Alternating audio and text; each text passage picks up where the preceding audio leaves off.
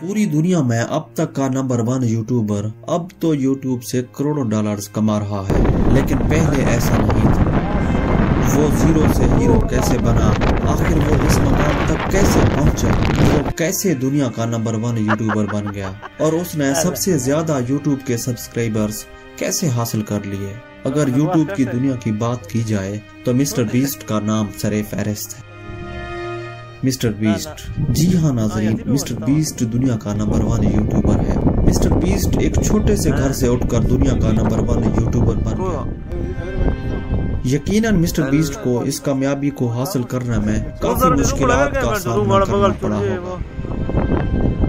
आइए जानते हैं कि मिस्टर बीस्ट दुनिया का नंबर 1 यूट्यूबर कैसे बना, इसके चैनल पर कुल कितने सब्सक्राइबर्स हैं, मिस्टर बीस्ट यूट्यूब पर कामयाब होकर इस मकाम तक कैसे पहुंचा, इसकी इनकम कितनी है और यूट्यूब से कितने पैसे कमाता है। आज की इस वीडियो में मैं इन तमाम सवालों से पर्दा उठाने की कोशिश करूंगा।